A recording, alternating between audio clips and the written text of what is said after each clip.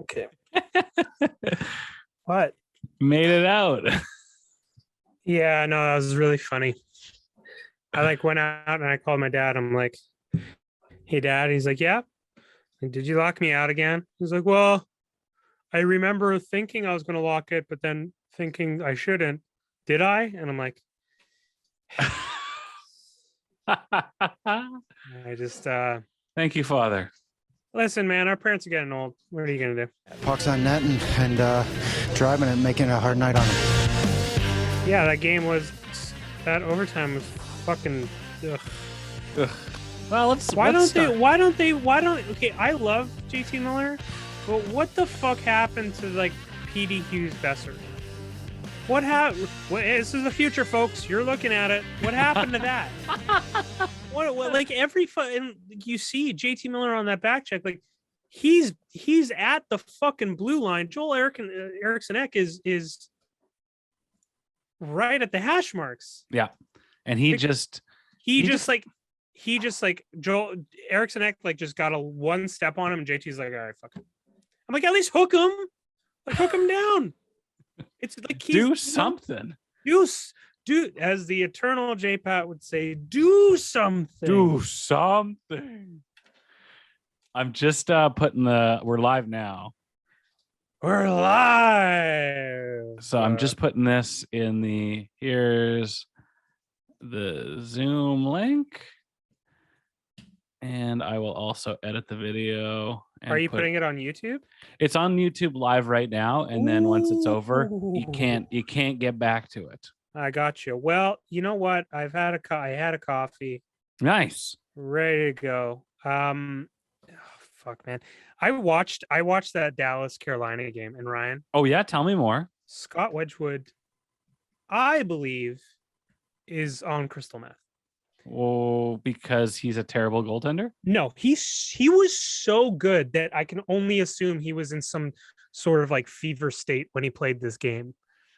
I believe you.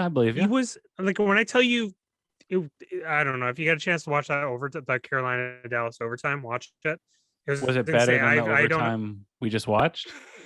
And dude, fucking a swift kick in the nuts would be better than the overtime we want. That PD pass I don't know if it's even it's not PD's fault.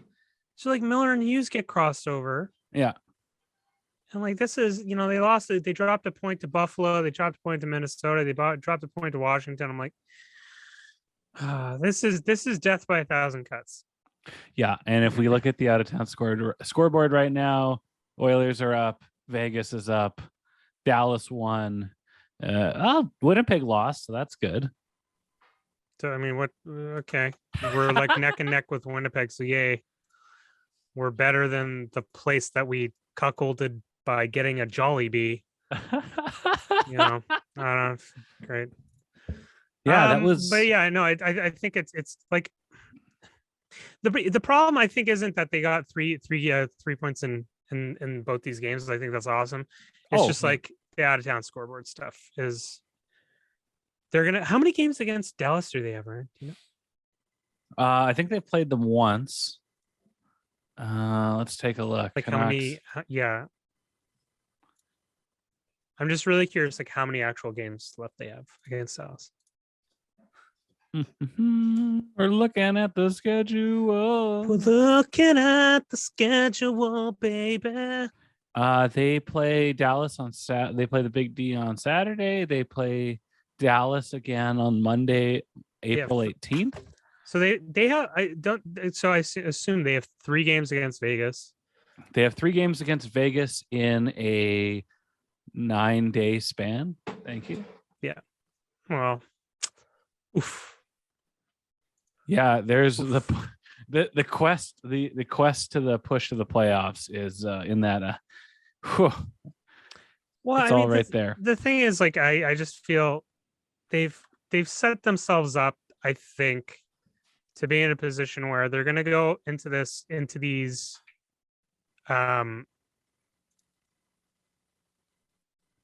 they're going to go into these what is it? They're going to go into these series against Dallas and Vegas, and then they're just going to be like, okay, this is it. Like it's just going to be done after it, depending on how crazy they go. It depends. The way things are going in this West, it's so annoying about this. Like, can the good teams stay good so the Canucks aren't, on that bubble just underneath the surface, being like, we could get up there. We could, or we could not. I don't know. Wow, you're eating during a post-game show. That's not rude at all. So that's not rude at all, right? Somebody was you make an episode for the Patreon people, they said. Meanwhile, I'm just gonna eat while on camera. I have no comment. I admit that this is not classy in the least bit, and I apologize. I admit I state my regret. Did you even tweet out a new link saying this is the YouTube post-game thing? I'm just posting everything right now. Oh, so now I'm vamping. Yep.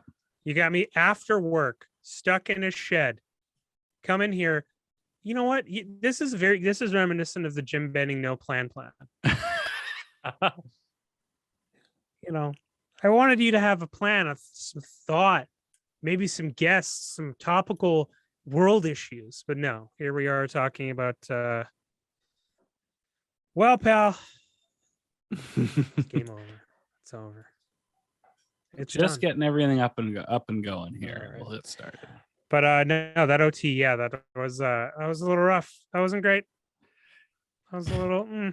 I appreciated how they got there. I appreciated the very wise decision to challenge that goal on the offside, and you come out on the other end with a penalty nonetheless. But there are a lot of positives, and this is a back-to-back. And I cynically was thinking, well, if they get 1 point in the next 2 games, it's a lottery win. Yeah, I mean, they got 3 points out of these 2 games. I mean, even in the OT segment, like JT rings it off the post. That back check was really, I don't know, it gave me shades of like last year Ryan Miller, where like I think this will probably Ryan happen. Miller or JT Miller, sorry. Okay. Ryan Miller. Oh, I appreciate it. Go. What JT Miller was like, you can see like he rings it off the post and then he gets really upset. And he dwelled on the fact that he hit the post and then probably just didn't focus on defense. He got really wrapped up in the emotion of that. I just couldn't. And I was like, the controller always gets disconnected with JT Miller. No, yeah. I mean, it was in the Harmon piece on JT Miller was really great. Where it just showed that like, here's a guy who plays with so much just so much emotion, so much empathy that it's really just hard. Like some people just don't have a filter. Yeah. Like they don't have a cap, they don't have a gauge. So sometimes it just becomes totally overbearing and they can't really do anything about it. And like, it is what it is, man. Like, but going into it now, you're playing on such one side of the spectrum, on such an edge, so intensely. It's very easy. Yeah. It's easy for the Coke bottle to overflow and, things not to be able to respond in a coherent way immediately after something negative happens. Pal, it's a little tough, but I don't know, Ryan. I got to check in with you. Where are you? Are you team tank? Are you team anything can happen once you get in? Are you a certain uncle that decided to retire because I don't know? You tell me. I'm obviously. Also, please don't fake an Indian accent on here. It Wait, will not work out. Man, if I could do an entire episode about how that entire saga of that was hilarious. It was just awful. It was a ride. Imagine if I took an Iranian accent and I was like, I called into radio shows and I was like, yeah, this is Uncle Peshman. Yeah, this is Jim Benning guy. The Jim Benning guy, it's not to build into the playoffs. It's to you have to hoist Stanley Cup. That is the plan, right? You want to win a cup. And then using that voice as you grew your character, you drop the voice and then naturally like just put on a less slapstick version of it. And instead of this like talking like this, you started like talking like this and less like character and more like person. Just don't I do noticed- it, Ryan. Just don't do it. I noticed Arash and I Lord. have been taking turns breaking the internet last 20 about 30 I'd say 36 hours. Yeah. Arash, you hit a dinger, you hit a whopper over the center field fence with your NHL release about the penalties, to the point where I'm seeing it just about everywhere and getting texted it from people. I'm like, that's Arash's, and they go, really? Yeah, But- I didn't want to mark it. I did not expect people to.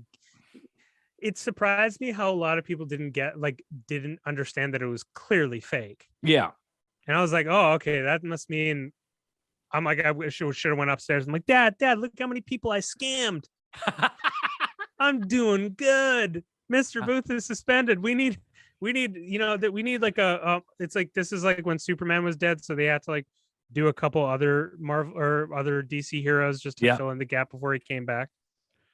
I'm Hawkeye. No, that's Marvel.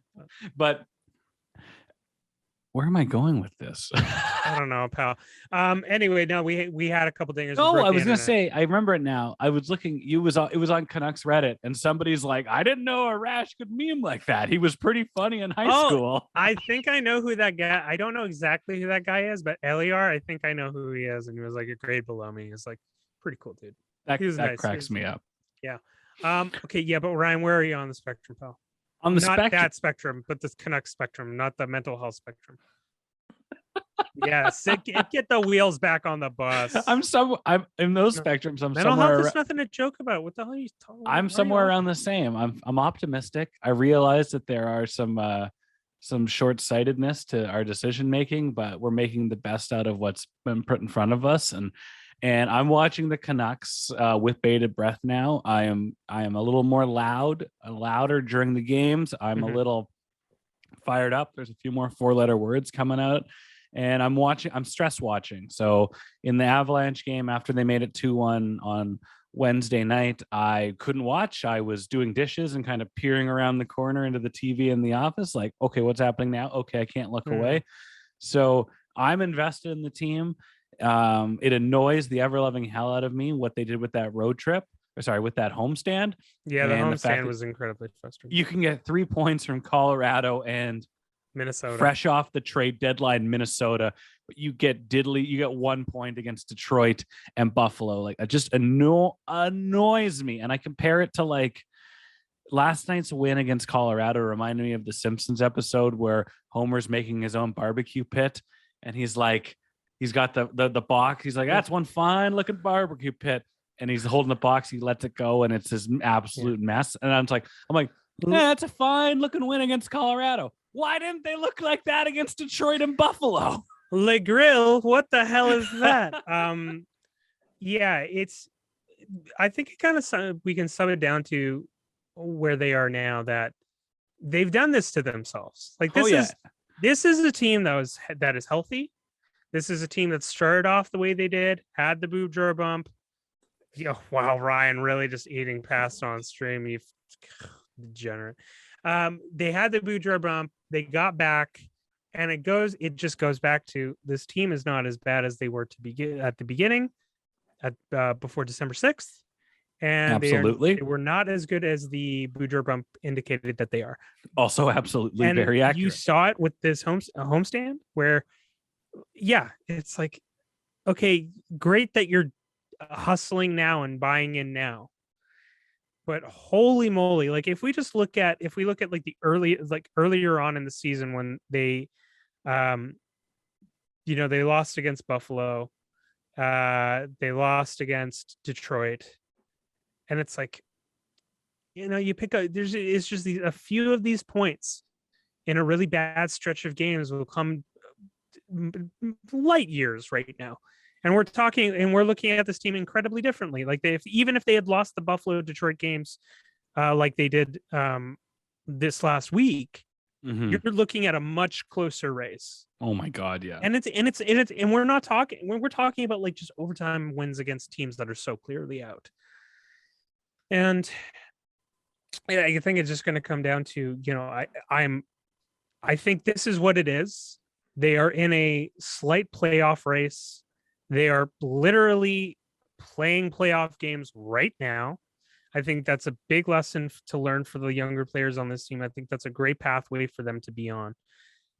They can't make a trade. They can't do anything right now unless they want to, pull some of Genny Dadonov stuff and, I go hear out he's of Vegas. very impactful in practices. Yeah, yeah. You know what? I know so this is a quick question about Dadonov.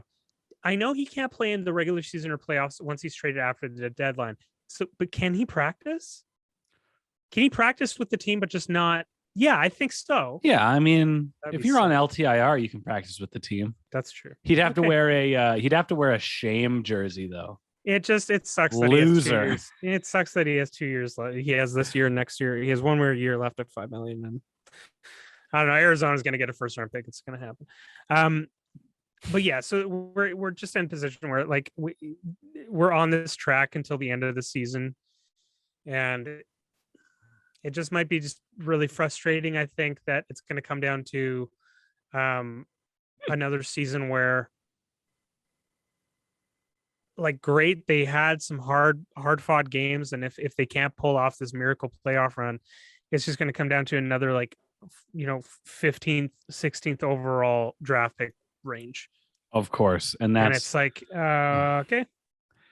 And so you think about the emotional roller coaster that we've been on in this season, which to me has been one of the longest seasons of my I can remember in my life. This season's been 3 years. Dude, this season has been the same season that it was for Braden Holtby last year. It's the same for us. We're like, what? Season 1, Turtle Rescue. Season 2, playing some hockey. Season 3, playing a couple hockey, playing a couple hot games of hockey. And it's just been this long, exhausting experience. And you're just like, all right, well, it is what it is. But I will put this out before we get any further. We are taking calls on Zoom. So if you wanna hop on, chat with us for a bit, you're more than welcome. God help you. The Zoom Ryan link. needs to eat his noodles. I can't vamp forever. I had somebody in the shared household was making dinner from Good Food, and it took a little bit longer than expected. Wait, whoa. All right. We're taking a slight break from Canucks talk for 2 minutes. Okay. From Good Food? So you paid a company to give you ingredients to make pasta? Yeah. It's when you have two fast-paced millennials with corporate go-go lifestyles. No, not when it comes to pasta. No, I get it if they gave you a kit and it was like baked ziti, like an entire thing of baked ziti or whatever. That is literally noodles, spinach, and shrimp. Well, when you put it and that tomatoes. Yes. White people don't deserve money. I've decided this. We should just make a thing where all money that belongs to white people should be removed and given to people who know how to actually cook. That is all right, Ryan. Wow. Shame. Speaking of wearing a shame jersey, I'm going to make a shame jersey for you. Oh, we're two high-paced fast millennials and we just need help when it comes to boiling water, putting the pasta in. Rash, here's the thing. It's like when you're always on the go. You can put the frozen shrimp in the pasta water, which removes any other need. Like, what am I going to make? Are we going to make this? Are we going to make that? And oh my God, the process behind that, the thinking about it. A pot of rice and an egg and maybe some avocados, some what do you use the egg for? Huh? What do you use the egg for? You eat the egg. Oh my, have you never just fried an egg with some rice and like? I think like my family would, but like I've never had like rice and then put an egg in there. I don't know the process. No, you do. I'm being 100% serious with you. Like you don't know how to just like fry an egg and make a pot of rice. And then do you just crack the egg over the rice? No. Well, Japanese people do that for breakfast, and it's great. Yeah. If you ever want to try that, it's if you have a bowl leftover rice, it's to crack an egg, whisk it, put some soy sauce in there, heat up the rice, and then put the egg over it. But that's for breakfast. I'm talking about literally just putting a fried egg. This is all news to me. I am losing it. I am losing it. You don't deserve food. Okay, anyway, back to the Vancouver Canucks. I am losing it that you paid a company to make you. All right. I didn't pay for it. Oh my god, I really need to. That is. Hey, this is Calls on Net for March 24th. This Calls on Net, a hockey podcast that has two people that can cook and one person that can't fry a goddamn egg. We're taking your calls tonight. I'd like to hear. I'd like to hear from somebody. Again, my past is getting cold. I want to just shovel this mother in. Well, okay, I'll vamp. Just eat. No. Just vamp. Yeah, I'll carry the podcast. It's okay. Arash, I have a controversial question for you. Oh no, what is it? Who broke the internet better, you or me? Well, I mean, you got Alan Walsh, Mark Rycroft. Yeah, you got them both to respond. Yeah. I did read my stupid meme got through to like every social media platform. To the point where even, that was very I will say it like this. To the point where it was very popular among certain members of the Pucks on Net family. It was and they found it very humorous. To the point where they just we all did, but there are certain members. Anyway, let's just go to the chat, the YouTube chat right now. Rozzy 101, who I believe is Roger. He goes, I'm watching PON pod and having a peppermint arrow. I've recently stated that is the number one, the best chocolate bar on the market right now. He goes, peppermint arrow, the favorite. Yeah, my mom's favorite chocolate. What is it? The peppermint arrow. It rules. Like we had a van discussion about what are the top three, and I'm like, I'm not even the biggest fan of it. I just know it rules. I'm a Kit Kat guy. I'm a Kit Kat guy that's like Kit Kat in the freezer. Oh no, I'm a wafer. Okay, pardon my language. I'm a bit of a wafer slut. You put a wafer in front of me in any type of form, I'll love it. Gita turned me on to mini Mars bars in the freezer. Delicious. Wow, that's pretty crazy. I'm a coffee crisp guy too. So, ooh, you know what? Okay, this is gonna sound really stupid. I know we should be talking about the Vancouver Canucks, but I love frozen grapes in the freezer. Ryan, next time you get some grapes, just get like a container, yep. Pop like a couple handfuls of grapes in there. Next time it's either summer or when you're really high, you're just taking an edible. You just get your little grapes out, and trust me, man, it's heaven. Which you a red or a red or a green? I am for frozen grapes green. Really? Yeah, I'm a red grape guy though normally. Oh yeah, but I don't know. I love the tartness of green grapes. Go Canucks, go! Yeah. Okay, can you do me a favor, Ryan? Yeah. As I vamp, can you go to the NHL standings for me? www. Or just type in NHL standings. God, I gotta do everything. http:// oh, I've My name's Ryan Sharp, and I can't figure out this whole rice and egg thing. This is so foreign to me. How do Asian people live? Is what Ryan literally said. He doesn't understand the concept of frying a goddamn egg and putting it on rice. You know what, Arash? As I have the standings up, and you said, is this your example of the Jim Benning no plan? This is exactly what I wanted out of a bonus episode with some live interaction possibilities. There's no train. There's a track. The train's coming. I will kill for someone to hop on this Zoom and just help me berate Ryan for not knowing how to fry. Like, I love Ryan, but holy shit. When I saw you full of noodles, I'm sorry. I was like, wow, we paid good food. I'm like, that is no fucking, oh my god. So many ways to prepare food, like weeks in advance. I'll make you potato soup. I'll make you the best potato soup in 30 to 45 minutes. You can put it into jars and you'll have homemade potato soup that is so filling and good for you. You don't have to pay some company to like give you 19 pack, and with this package, this is the package that holds the water. So you cut open and you put it in the bowl. We prefer you use good food water than usual tap water. There's a pinch of salt in it. If I know anything, it's that we are for sure not getting sponsored by a food app anytime soon. I mean, once we start shitting on the van company, it's just a matter of time before they get mad at us too. All right, Ryan, tell me the standings, baby. Can you tell me the bottom of the Western Conference standings? Oh, I was hoping you could you were just gonna say standings, so I'd be like Washington, because there's nothing more boring than the Eastern Conference standings. Yeah, because it's just everyone's. The Eastern Conference is basically like a game of Civilization where everyone is everyone hopped up on nukes at the same time, and there's like a 50 turn window where everyone's just building nukes because everyone's just going to start killing each other soon. We're getting to the end game of the Eastern Conference. That's pretty much what I'm trying to say. I remember looking like a month ago, being like, well, Detroit or Columbus could really make a run. No, they're not.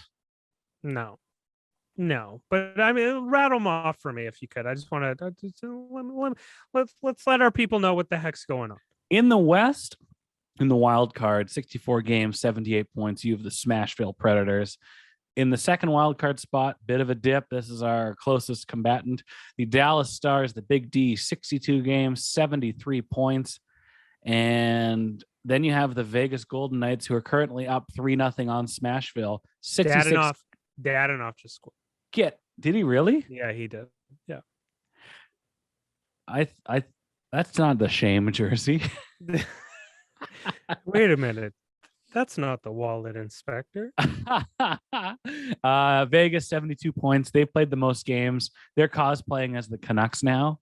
It's like, well, now they've got the issues with all the games played. The Jets, the Jollibee Jets, they got 70 points, 64 games. And in fifth in the wild card race, your hometown Vancouver Canucks, 65 games played, 70 points. That's going to be 66 games played and 71 points because this has not been updated. Mm-hmm. So they are hovering. They're 2 points back of a playoff.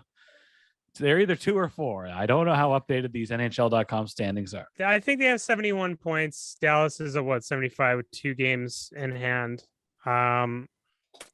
I mean, yeah, they're just putting themselves in a really interesting position with how many games are left against these certain teams, and I feel like it's either it has to be, Dallas or Edmonton have to fall off in some way, and I don't know, Edmonton, and the Canucks just have to keep picking up points. Yeah, Edmonton just seems like such an interesting, if there's any team that I feel would just completely fall off the bandwagon, it's the Brett Kulak acquiring Edmonton Oilers. No, it's fine. Our goaltending's fine. It's okay. I mean, what are the odds Mike Smith gets hurt, late in the season? I don't even know if it's Mike Smith, because Mike Smith has been playing like garbage. I just feel like, in what way can Mikko Koskinen just be Mikko Koskinen? I don't know if Stuart Skinner, I don't know if he's in Bakersfield anymore or he's called up. I don't keep track of these things because I'm not an Edmonton Oilers fan. But I love how they're following the Scotty Bowman 90s Detroit Red Wings situation of having 3 goalies. But, the good teams do that, but not the Scotty Bowman Detroit Red Wings. We're taking calls here on Calls on Net. It is in the namesake. And from his gaming chair, from Kitsilano, we have big money Matt Kerr. Matt, how are you doing tonight? Good. I have a question directly from Jim Benning's GM desk. And it's, what can the Canucks do at this trade deadline? Oh, yeah, no, thank you for passing that through. Yeah, it would be nice if we could, get some play. Oh, wait, what? What do you mean? I guess we kind of ran out of time. I don't know what they're telling me we can't trade, but I thought we could trade players after. What do you think we should do, you guys? Do you think we should try to pick up some assets or well, Matthew, load up for the playoffs? Matthew, if I can quote the Quran, yeah. It's always load up after Nowruz in the Quran. Well, They've been saying that for thousands of years. This is the thing. There's a passage in the Quran that talks about when the disciples were trying to get into this cave where Muhammad was praying towards Allah. This cave that's covered by a spider's nest and everything, webbed off by a spider. And the disciples eventually got into the cave and found that Muhammad was not there anymore. And written on the wall, it said anything can happen once you get in. It's about the cave, but it's also about the playoffs, right? Yeah, get it. It's a topical joke. Amazing. If I you don't know, get in, anything can happen. Yeah, anything can happen, man. I swear to God, anything can happen. Yeah, man. I don't know. Listen. How many games on the homestand did you go to? 2, 3. Okay. I think out of a lot of people seeing the Canucks live, you've seen the Canucks live quite a lot in your lifetime, man. A bunch, yeah. Has this just been kind of like from where it's the thing that I pitched at the very beginning of the podcast, and I have the last few episodes, but it's like they aren't as bad as they were at the beginning, but they're not as good as the Boudreaux bump meant them to be. And it just seems to be this like wild inconsistency where how can you be a team that loses to Detroit and Buffalo, multiple times in a year, and then also somehow defeat the Colorado Avalanche with Yaroslav Halak? I mean, and hockey is a pretty high variance game compared to a lot of the other sports that we might watch in North America. I think that's part of it. Like, night to night, the winners and losers can look kind of random, but over the whole, totality of a season, it's the same group for the most part, right? They are definitely pretty close to what their record shows, despite the Boudreaux bump and the switch from Green to Boudreaux, like, you can't tell me that this team is like gonna bust into the playoffs and like make a huge splash, especially if we're coming. But Matthew, they just beat the Colorado Avalanche. If this was the playoffs, they'd be up 1-0 in the series. Yeah, because the Colorado Avalanche would definitely come out super flat against us in the first game of the playoffs. That's Nathan McKinnon would never allow that. He's had a whole summer of being shamed about his diet and being a weirdo, and he's just going to kill everybody. Shamed for having the best diet in the NHL. But Matt, anything can happen once you get in. Get it? Like, I don't understand why people don't understand this. Anything can happen once you get in, and nothing else matters because anything can happen. Yeah, anything can happen. That's the thing is, like, for other teams, that's true. Like, if Vegas gets in the 8th slot, watch out. If LA comes in like 8th and Vancouver comes in 1st, Vancouver better watch out. That's the problem. Well, I mean, they did that. That happened once. That's happened before. I have PTSD. Anything can happen for some teams. For some teams. I love how fans' outlooks are essentially the motto of the World Wrestling Entertainment. Anything can happen in the World Wrestling Federation, pal. Yeah, it's so good. But yeah, here we are. We had a bit of the Giroux jersey in the background, giving me another form of PTSD. Yeah, he had. Oh yeah, yeah. Ryan. Okay, I mean, oh man, I think this is a Ryan Shepp Shane podcast now.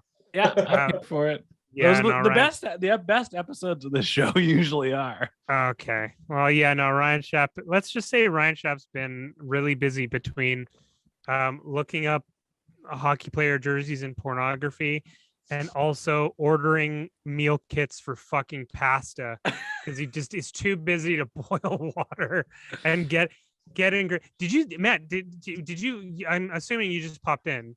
So Ryan, do you have any pasta left in your bowl, Ryan? No, I've licked the bowl.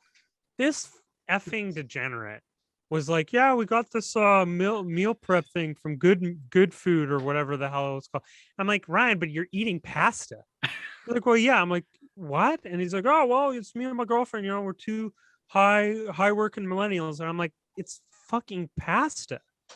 It's not like you were like sous videing you need to sous vide something, and you're making, I can't judge people in many cases on what they tend to spend their money on. My family buys Canucks season tickets. Not the tightest with the cash on every front, but I do not understand the value of meal prep boxes. I like the grocery store. If you take a look at the ingredients in the boxes and know roughly how much you need, you're going to save like 60%. Wait, Ryan, how many days a week do you work? 4. Oh my! No time for a Costco run in there? I work 4 10-hour days, and you go to Costco. I work long days. How many hours? I get up at 5:15. I'm out the door at 5:50. I'm home at 6:15 p.m. That gives me 45 minutes to mentally prepare and embrace which version of Arash is coming through my computer screen or in person on Monday evenings. Oh! Canada, let's go to the Team Canada out-of-town scoreboard. Excuse me. Costa, are they down 1-0? They're down 1-0 against a absolutely furious Tico's side, which is for those in the know, that is Costa Rica. Yes. So can you explain to me? For valuable listeners who are probably watching the Canucks game and didn't see that horrendous red card situation, can you explain to us what happened? Explain it to me like I'm Jim Benning trying to be told that the trade deadline has passed.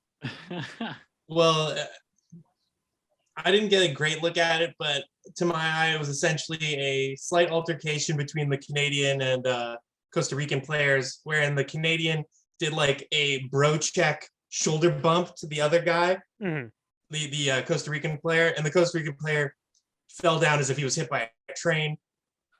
All over the ground. Real Italy-like. This is soccer. You may not touch the other player with any sort of force. It was a yellow card. It was the Canadian player's second yellow card. That's a red. He had to go. Now Canada's down to 10 men, playing 1 goal down, trying to get back into this game. So what are the repercussions if they lose this game? I believe the worst Canada can do now is the play-in for the World Cup. So we're currently leading our division, CONCACAF. Yeah. We're at the top of the table, and this is the final game week. And if they win this game, are they in the World Cup? I believe not only are we are in like favorable pooling. Okay. And Alphonso Davies is not playing. No, he's not. I believe he has myocarditis. What is that? Enlargement of the heart.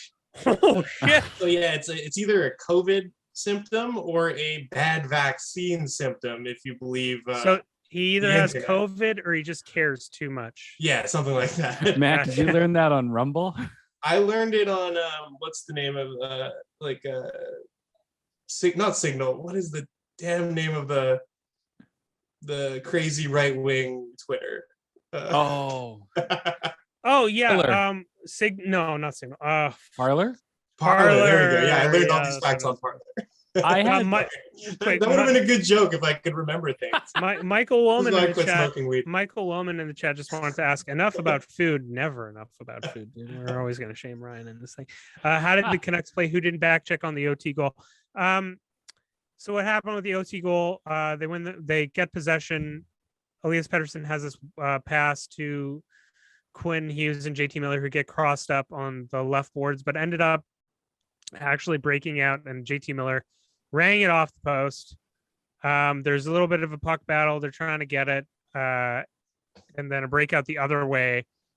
Joel Eriksson gets a breakaway past JT Miller, and this is the problem I had with the goal was like JT had enough spacing to have enough gap control on the OT goal, but he just unfortunately Joel Eriksson got one step on him, and as soon as he got one step on him, JT just let him go. And I'm like, okay, well, what? I'm just like, well, at least hook him. I think JT had probably heard or is tired of hearing the same thing that we've all been hearing all year. And that it's like, if we get elite goaltending, we can win games. And he's like, prove it. Prove it. It's not me that's winning the game, certainly. It's me. It's Thatcher Demko. Have we? I'm just really curious, and because we've got 2 really diehard Canucks fans, and then Ryan in the chat. He is wearing a Mariners jersey. He is The eating. Canucks of Major League Baseball. Come on, let's That's be real actually here. probably fair. He did eat pasta tonight that had enough plastic in it that would pretty much fill in the entire Pacific Ocean. Ryan's gonna kick me off of books on We that. call him Ryan Pacific Pat. No. Okay, we have Wait. Did you just say you call me Ryan Pacific Pat Shap? Yeah. Oh my god. He's swirling. So this is this thing. Have the Canucks ever had a player that is so skilled but like polarized? Like, it's weird because at times JT Miller reminds me a lot of Alexei Kovalev.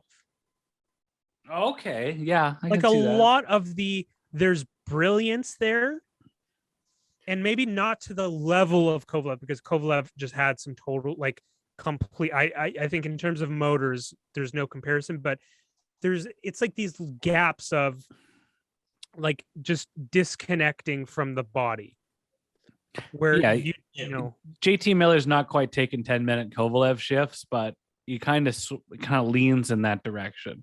He does go into that kind of hockey trance mode where it's like, what's he doing?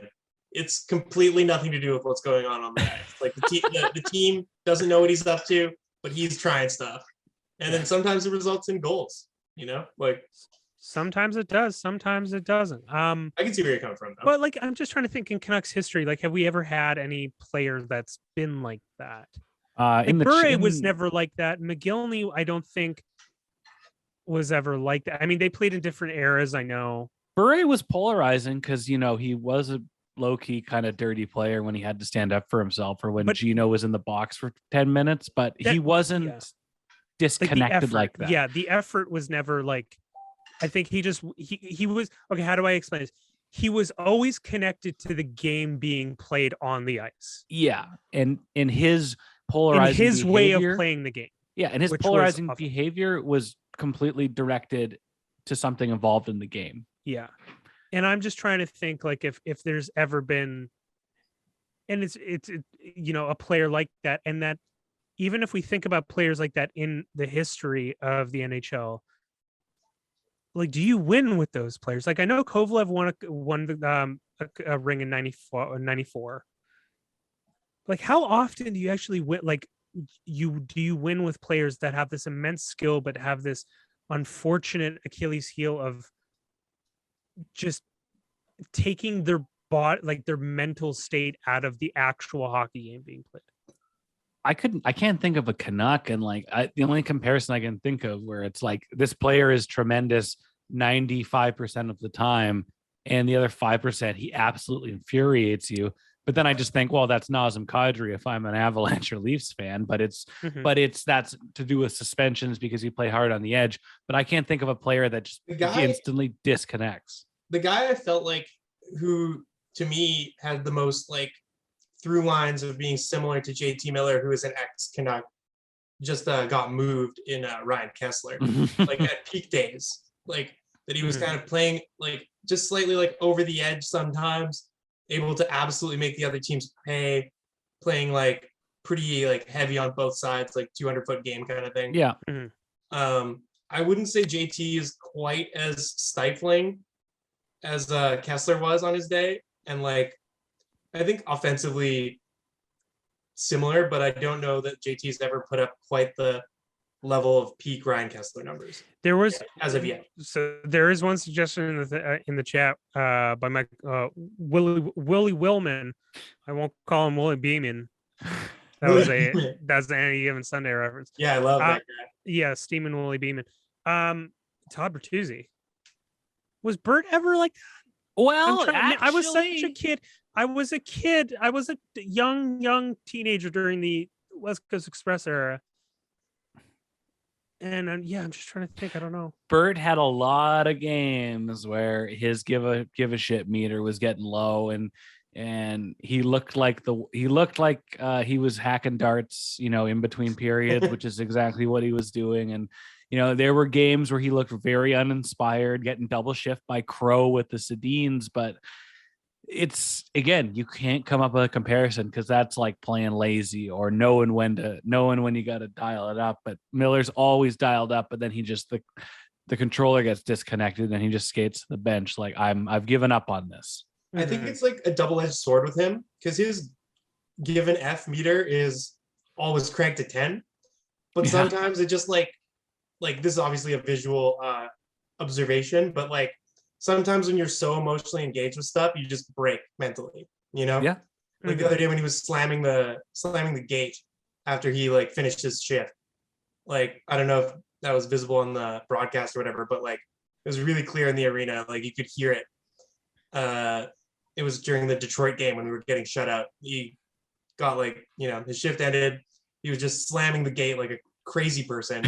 And I'm like, well, this isn't helping, I don't think, at this point. Like, it's probably distracting the other guys. And like, I just don't think like once you've lost it, you can get it back. And that's what like playing on the edge. There's one there's one more modern-esque player that pops into my mind or pops into my head that I think we could equate to like just not to JT Miller, but just in general, we're talking about enigmatic hockey players. Dustin Penner.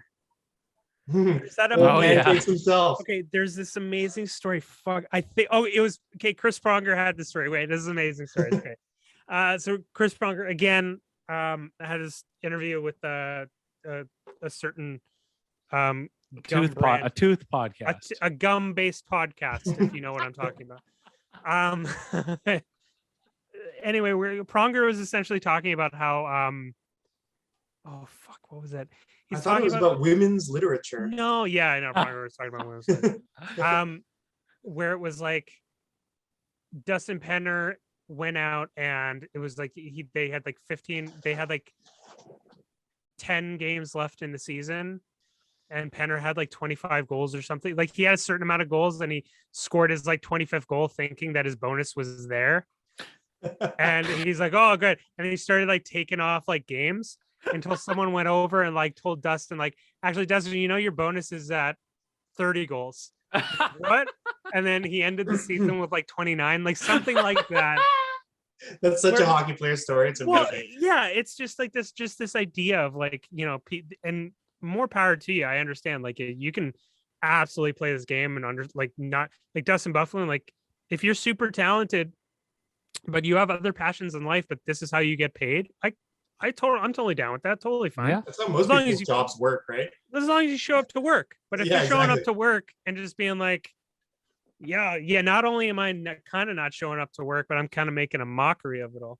But not to kind of roll it back. I don't think JT Miller's even in the same stratosphere. JT Miller is an ideal employee. He's employee of the month, and then on like every 3 weeks, he just like, I don't know, somebody steals all the iPhones. And he's like, I don't know, I didn't know it was my job to watch it in that last second. Like, if I'm working at a job that I care about, I like guys like JT Miller, and if I'm working at a job I don't care about, I hate guys like JT Miller.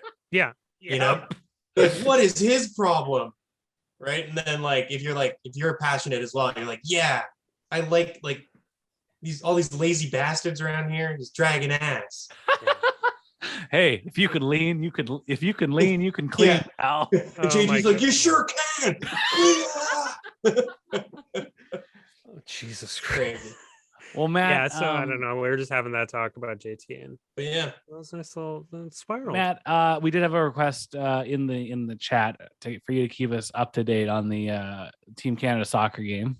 Oh, we are still down 1-0. We had a good chance a few minutes ago, but the Costa Rican D and their goaltender is actually Real Madrid's goalkeeper, so he's not going to be easily penetrated.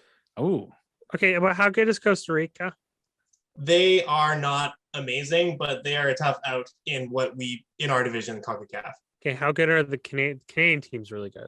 Right now, we are number 1, but Canada is historically pretty bad, I would say. But we got a long struggler. We got Alphonso Davies and his big ass heart.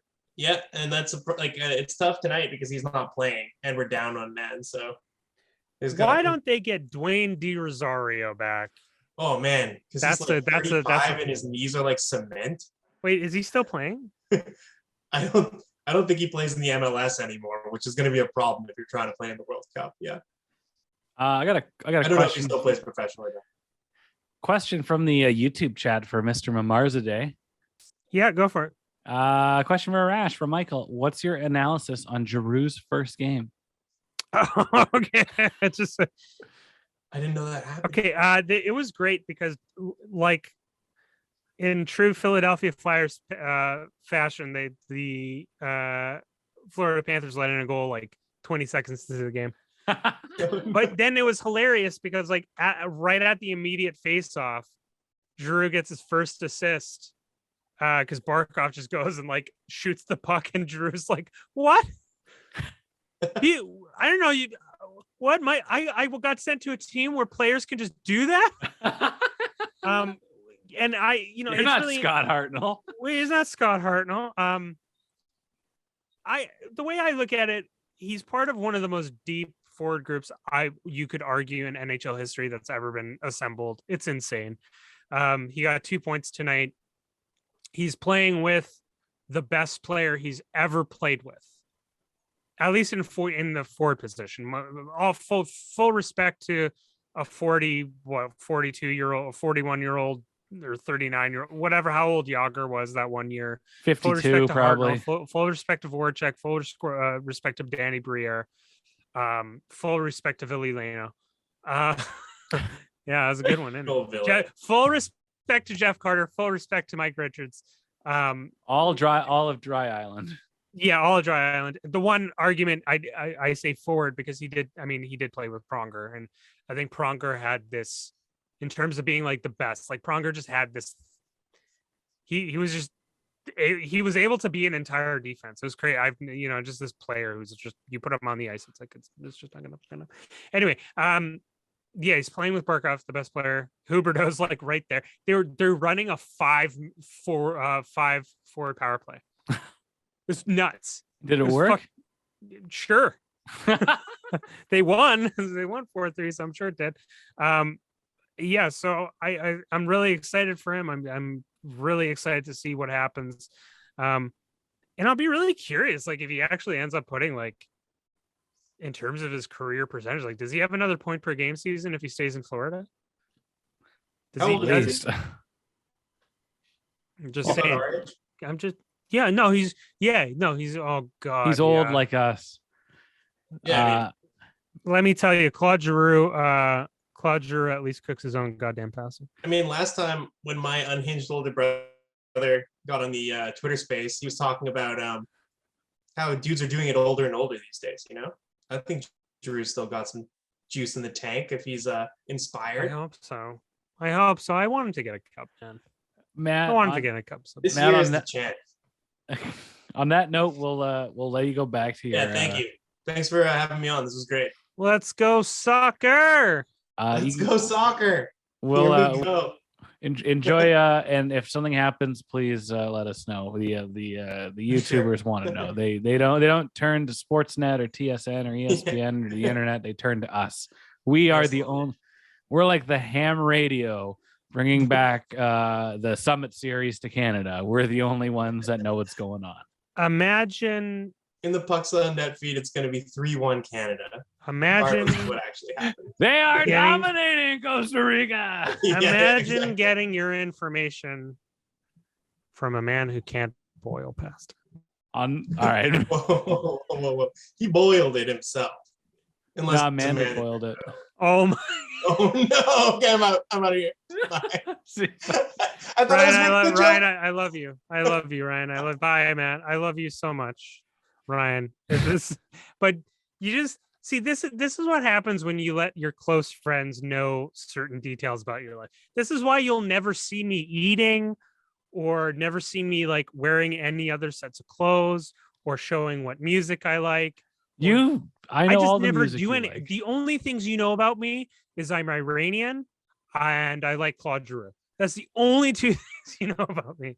Everything else kind of like the Arizona Coyotes, but mostly just Claude Giroux. Yeah, it's mostly Claude Giroux. I have a question for you that I Oh. thought about last week that I forgot to ask you on the podcast. Yeah, you do put salt and oil into the pot before you boil it, but I'm sure you. Do you have another question you like to ask? Oh, why? Why? Okay, does that? Yes. Go ahead. Are you a Philadelphia Flyers fan or are you a Claude Giroux fan? I was a Claude Giroux fan first. I mean, it's really funny because being a Canucks fan is very similar to being a Flyers fan. Oh yeah.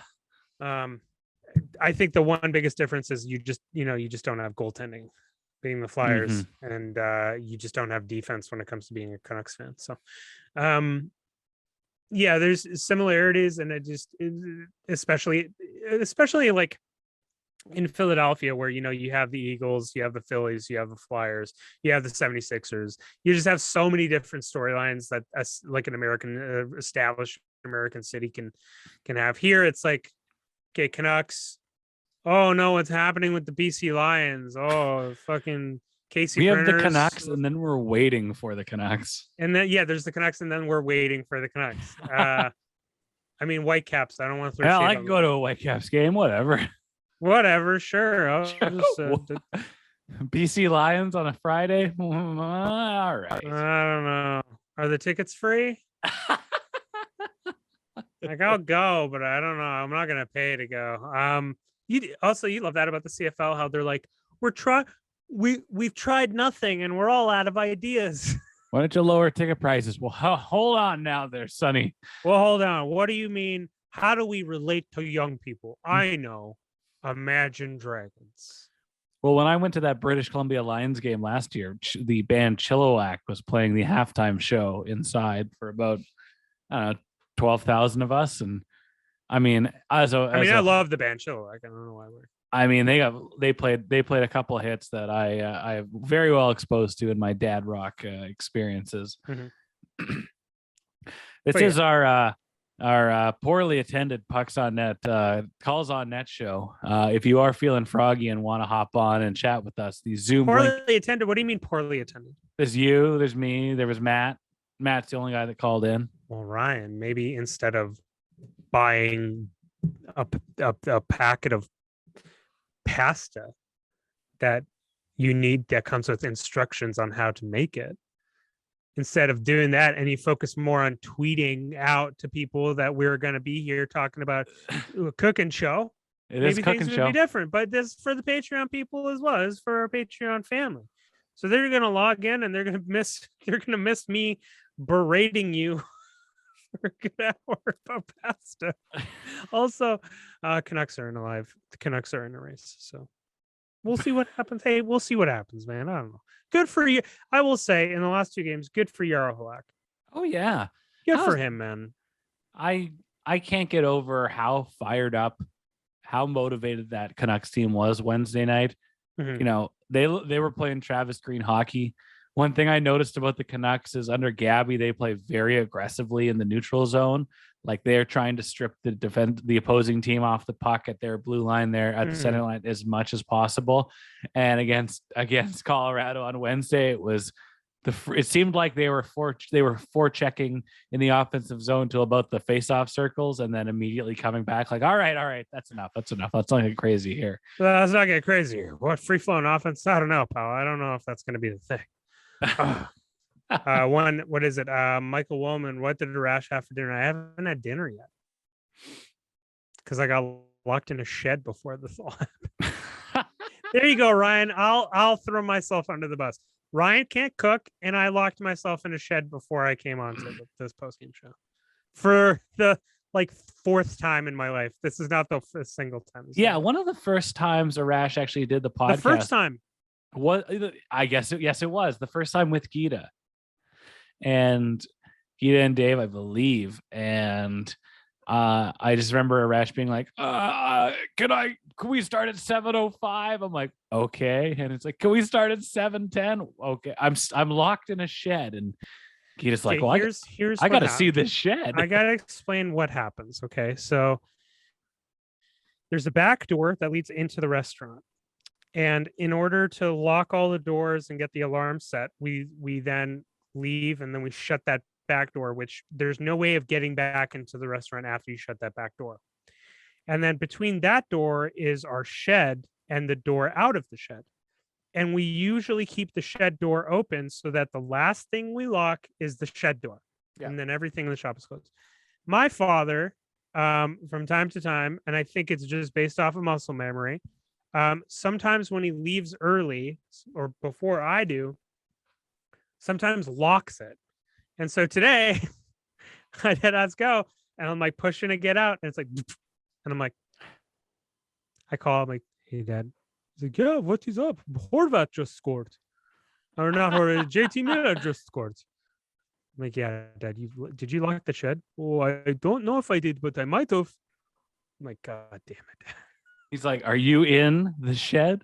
He's like, yeah, I'm in the shed. He's like, well, sorry. And then my mom came and unlocked the thing, and I told my dad, it's okay. At least you know how to boil pasta. If like a real dad was like, oh, I'll come at the next TV timeout. I don't know. Maybe I come, maybe I don't. I don't know what is going on, but maybe I don't. He like comes after the game. Oh, what a game! You should have seen it. God damn it.